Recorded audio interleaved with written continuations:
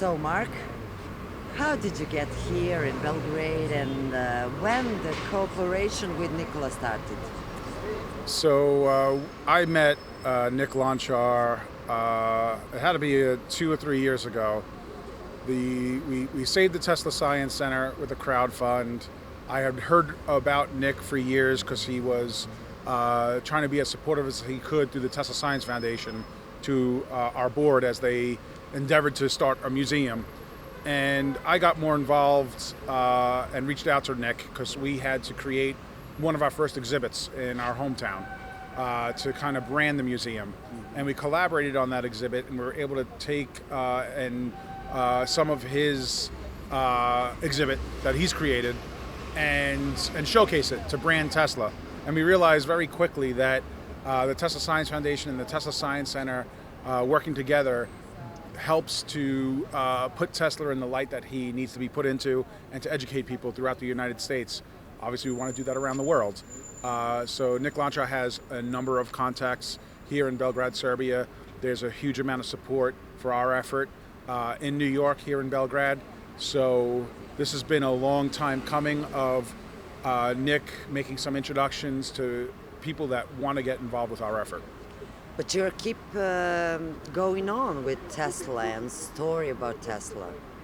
So our job is to tell the most accurate story about Nikola Tesla possible. In the United States, a number of folks do not realize how important Tesla was to our lives. I actually had to go through a metamorphosis myself. I was a New York State legislator when my community came to me and said, we need to save the Tesla lab. I didn't know enough about Nikola Tesla at the time, and they had to educate me. And once I realized how much our lives would be so different today if Nikola Tesla never lived or never invented, I knew how important this World Historic Site was. My board knew how important this World Historic Site was. So it became our mission to, one, preserve his lab. Now it's our mission to open that lab to the public as a museum and tell the Tesla story. That's partly telling the history of Tesla, but he is so much more than just what he did 100 years ago. Tesla was a visionary. Tesla was a humanitarian. He believed in innovation to improve humanity. He selflessly gave of his mind and his inventions to move humanity forward. Belgrade, Mark in Belgrade and Tesla here. What is the story today? So today, Nick and I have met with a number of folks from a number of different sectors. Today was all about the future. So I say that Tesla is not just about the past. We plan on our site to have a museum to Nikola Tesla, and then a science center that celebrates the inventions of today to inspire the future Teslas of tomorrow. And then the last component is a business accelerator that'll bring companies from all around the world to the Tesla site to help the Teslas of today commercialize their products. And we have met with the Science and Technology Park, which is an incubator here in Belgrade. We came here to the Electrical Engineering School, and we're meeting with a number of the silos that we can collaborate with in a transatlantic relationship. Tomorrow we'll be meeting with the Belgrade Museum for the Nikola Tesla and finding ways where we can collaborate on exhibits that can travel the world and do that together. The more we work together in that Tesla space, everybody that's interested in Nikola Tesla, the more effective we'll be in efficiently and effectively telling a story. What about a conference that happened the day before? So the main reason I came was the actual conference. What I'm detailing right now is all the extracurricular activities that you usually try to pack into when you travel for a conference.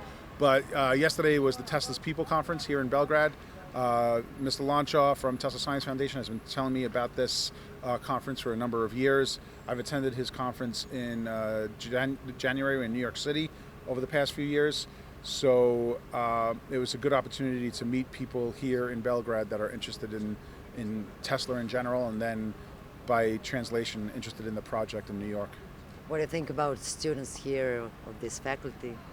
So and their work? It was an interesting tour here. After this tour, I am very hopeful that I'll find ways to work with the students here. They start with some of the older equipment from Tesla's day, and they train students from that equipment, and they move them forward to today's standards. And so, as a historic museum, it's hard to find people that can actually replicate what Tesla was building. And so this was a great introduction for us as we plan our exhibits. But when you're talking about having a business accelerator helping startups, you're going to have a number of companies that need electrical engineering.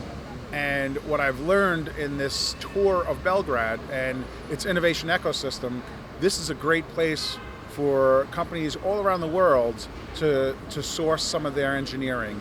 The education system is stellar, and there's a lot of talent here. So it's a great place to come to actually provide some engineering and innovation.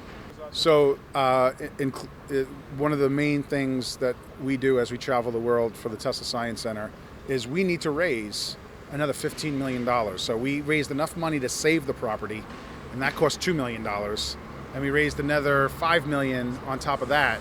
This is a $20 million project.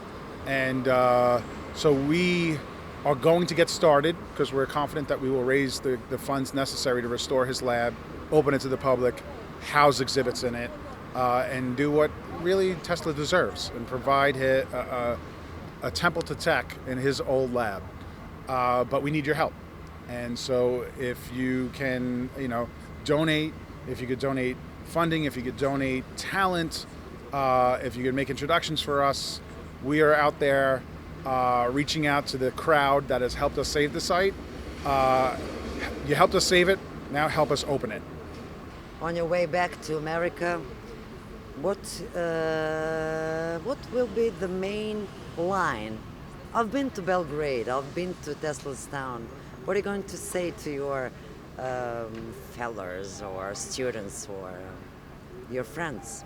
So on a professional basis, I will reiterate everything I just said in terms of the engineering and collaborating with the museum and with the innovation ecosystem here. On a personal level, I'm just going to say how much I miss the food and the people and the street music. It is such a wonderful city to come and visit. I plan to come here not on business but on pleasure with my family very soon.